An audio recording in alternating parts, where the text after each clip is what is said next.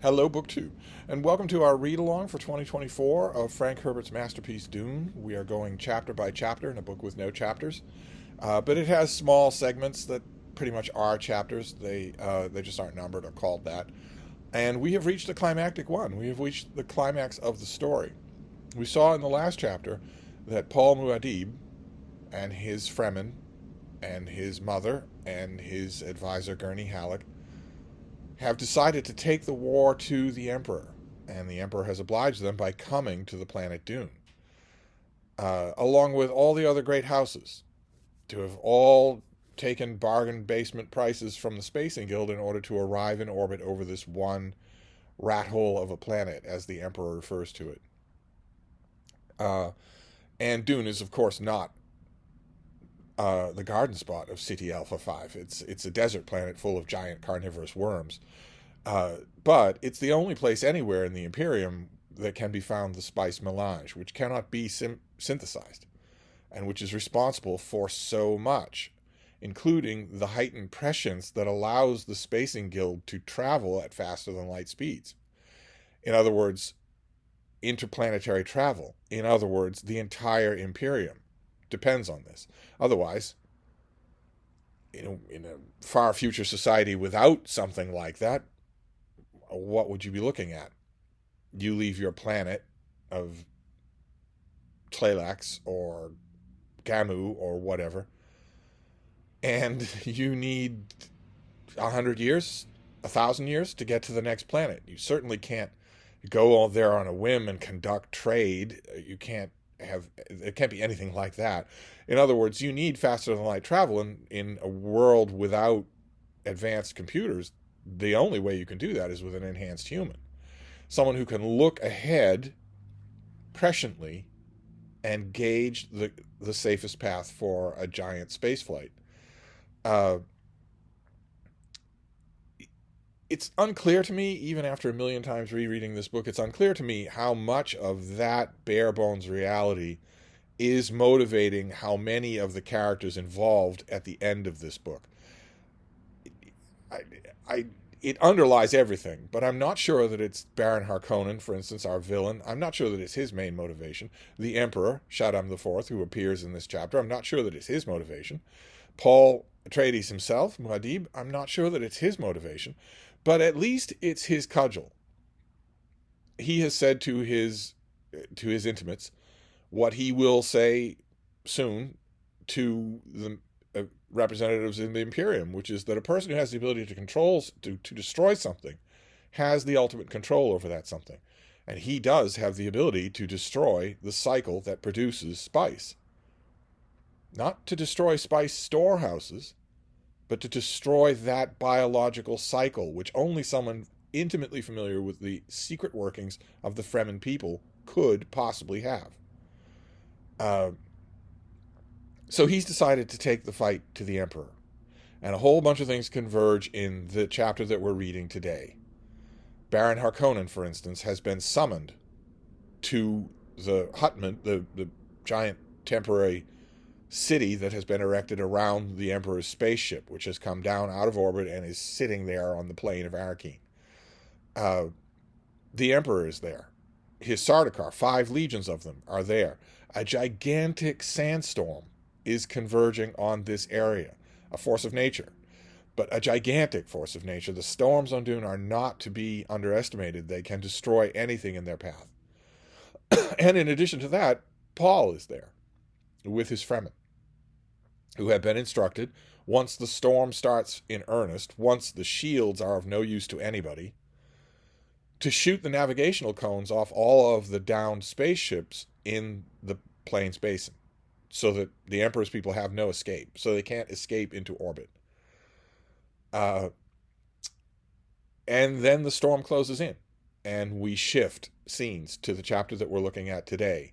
We also shift a little bit in time, a little bit earlier, in order for Frank Herbert to heighten the tension. We see that Baron Harkonnen is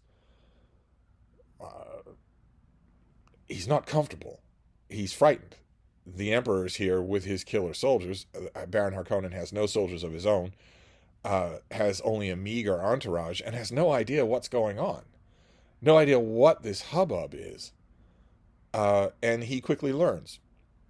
The emperor has brought not only his soldiers and all of his attendants and courtiers and their ladies and their hairdressers, a phenomenal expense. He's also brought his truthsayer, which we have already met.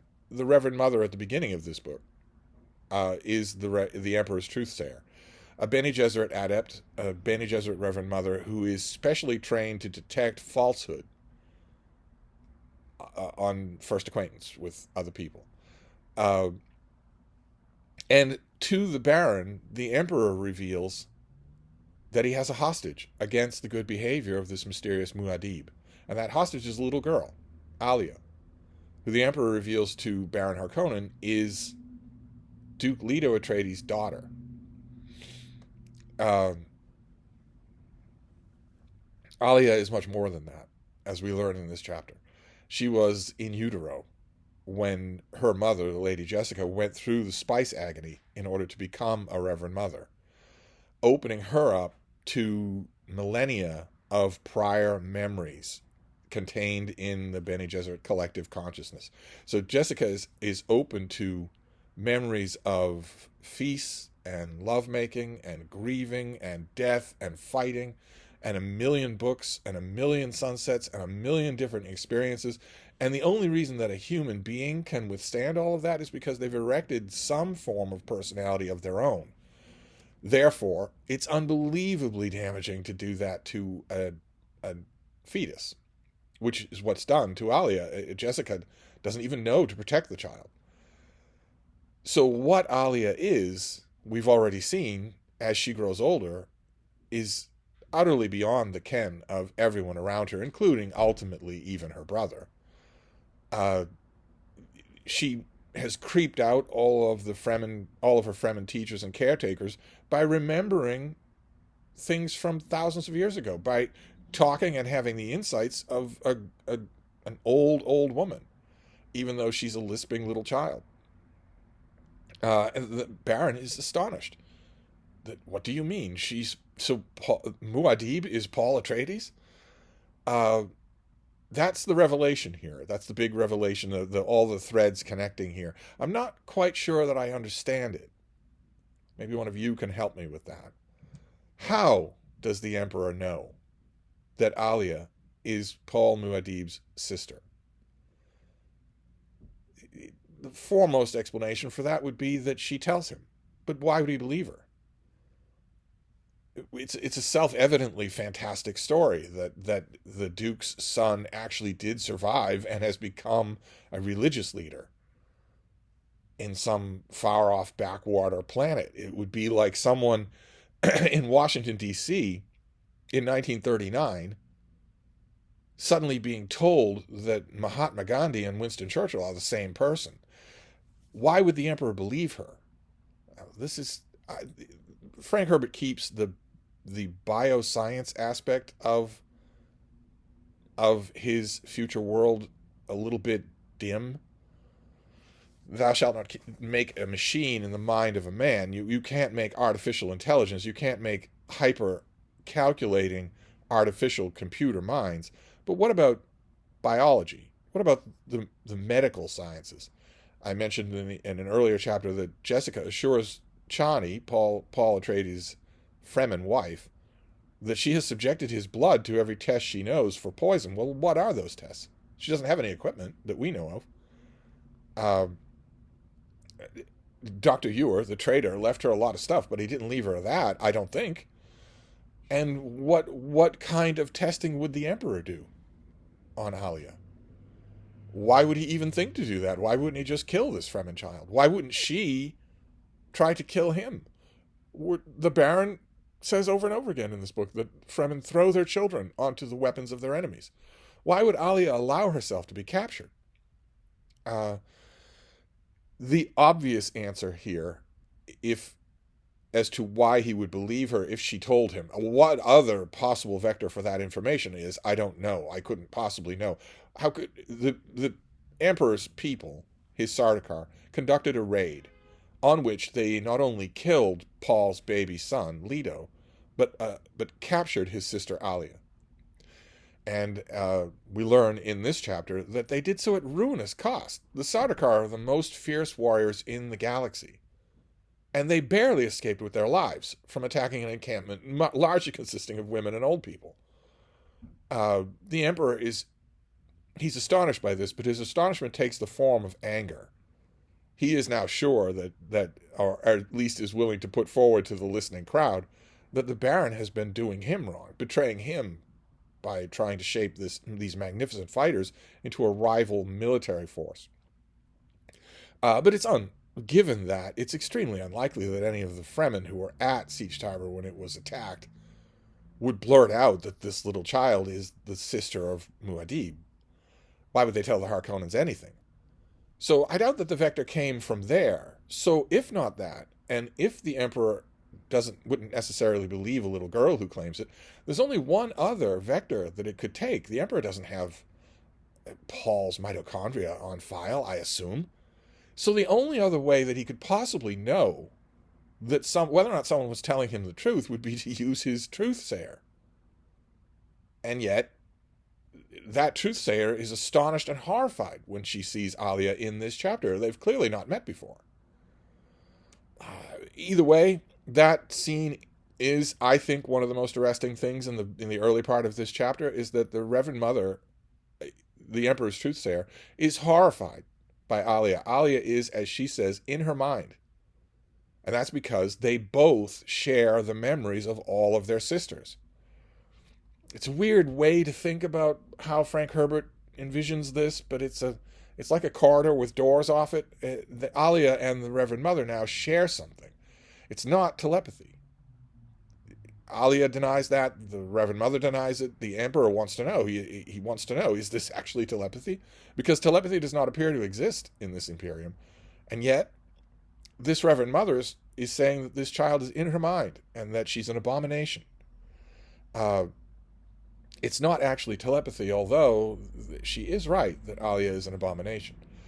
You can't expect a child with no identity to withstand the sudden imposition of tens of thousands of very potent personalities. You can't expect that to happen.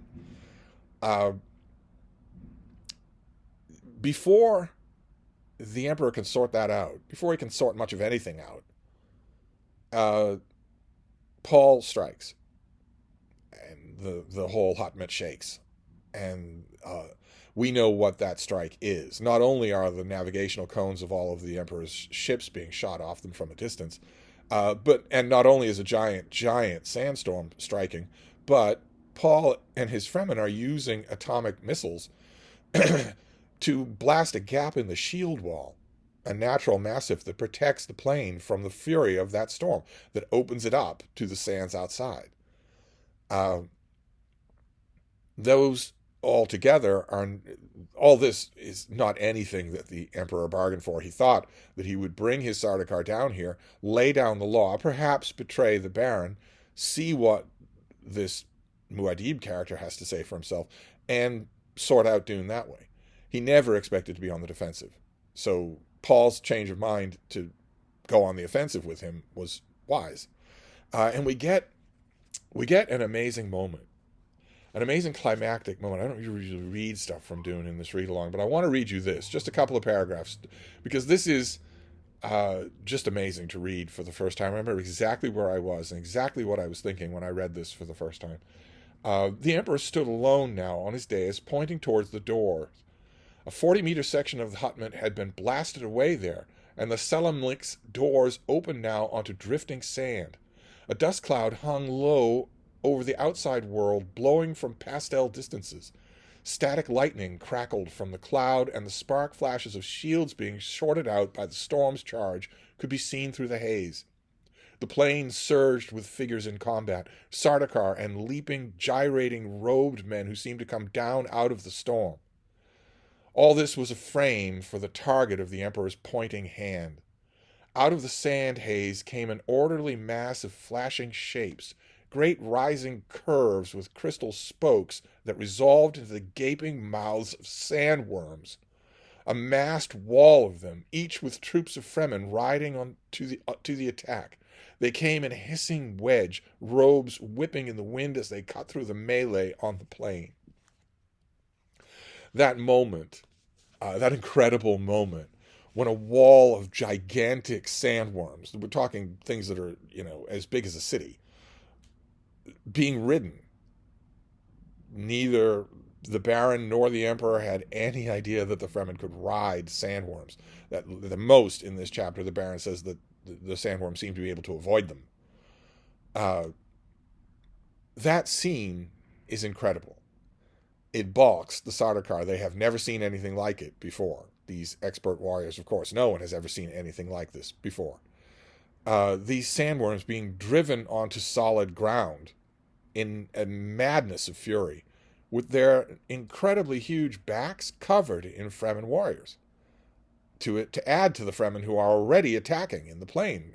Not only Fremen who've come through the gap in the shield wall, but also ordinary citizens from the towns who've been dispossessed by the Harkonnen and the Emperor and have turned on their oppressors.